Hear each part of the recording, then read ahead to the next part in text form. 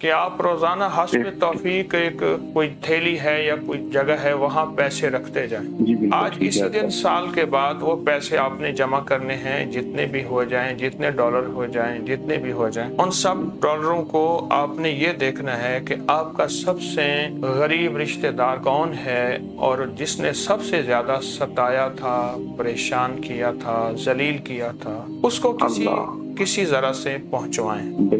لیکن ہاتھ امانت دار ہاتھ ہو، یہ نہ ہو کہ وہ درمیان میں خود رکھ لے. وہ عمل کریں اور یہ ہر سال کریں، سال ہر سال کریں، زندگی کا معمول بنا لیں. کیونکہ جہاں دل دینے کو دل چاہے وہاں ثواب ملتا ہے، جہاں دینے کو دل نہ چاہے وہاں خود خدا ملتا ہے.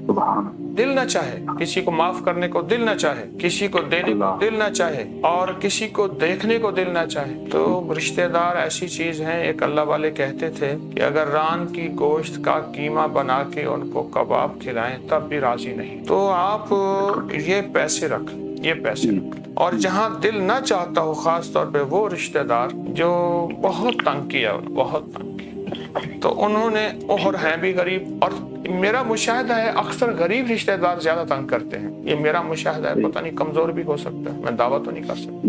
ان تک یہ مال پہنچا، ان کی ضرورتوں کو پورا کر کے پھر اللہ کے سامنے جولی پھیلائیں کہ مولا تو جانتا ہے انتقام لے سکتا تھا لیکن میں نے نہیں لیا تیری رضا کی خاطر. پھر دیکھیں جہاں دل ہلے، یعنی کسی کو معاف کرنے کو دل کرنا چاہے، ملنے کو دل نہ چاہے، دیکھنے کو دل نہ چاہے، تو آپ یہ کر لیں، انشاءاللہ کام ہو جائے.